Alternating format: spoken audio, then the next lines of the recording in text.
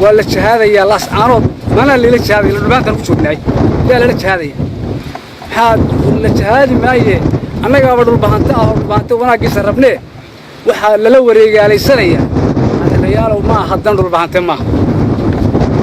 وحا لقاقنا على العقو تدي بيدها تشوقه وعاد يعاد اللي oo TV-ga laga daawasiyo maanta konton baan u dilay 20 huna aba halka ku dhintay laba gaari baan gubnay lacaga badan bay ku soo dhintay waxaad moodaa meeshu inay dhinac shaqo ka tahay kuwaasi dibindaabiye badan bay waxyaabaha lagu kala tagay ee dhulbaanta markuu tayax joogay ee wax la bilaabay malaayiin buu ahaayay waxaan leeyahay kuwa dibadda joogow lacagtiina la isku hayaa dhulbaanta dibindaabiye lacagtiina ugu filan waxa lagu kala tagay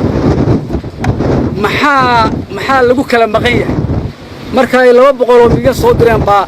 midna cabaasho kala jeebka gashanaya inta kale way xanaaqaysaa way iska tagayaan waradaad rubaanta inuu ururad doonaysan lacagtii ka daayay hadii kale lacagtii markay soo dhacdo baa maalin qol caroon idna waxa uu haystaan lacagtii inuu rubaanta ururayso rag baa ag fadhiyo oo lagu dibin daabiyeynaya oo maalin walba xaraar daayeer iyo bohol afka ka oodan inta dabada lagaga soo shubo oranayaa ordo oo markay dhaawacmaan iyo markay dhintaan barti laga tagaya hooyadii baa tabaysa waxaan leeyahay markii aynu dhulbaanta sheegano dhulbaanta inuu horumar gaaro oo tashado oo wanaagsanaado waxaan u maleeyahay cidina igama jecla wana wada jecelahay goor muuse gaaraya 14 garaad baan hol yiri waa shiraynaado markaas aan ku niri shira intaan anigu tagay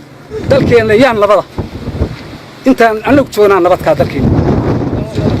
anagu intaan joognaa nabada intaan lagu dhaqan yahay intaan dhulbaanta walaal ku yahay intaan nin xariiqi karin tan inta ka badan ninkii haya uu muuqan lahaa anna waa raaci lahay waxaan leeyahay waxaan maqlayay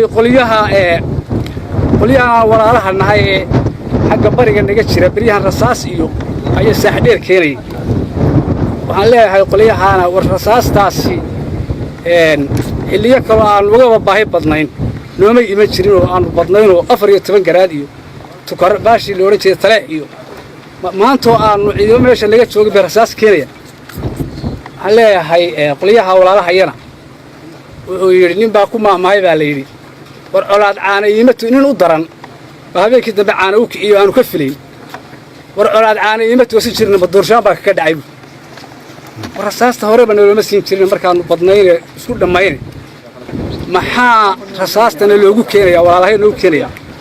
taana waxaan leeyahay malaha waxa isleeyihiin qolada maanta ha dhumbato oo dhumaha badan ha leefeelo mid barbar taagan gala annaga lafteeda wax badan baan faahsanay dadka iyagu dhinta ma rabno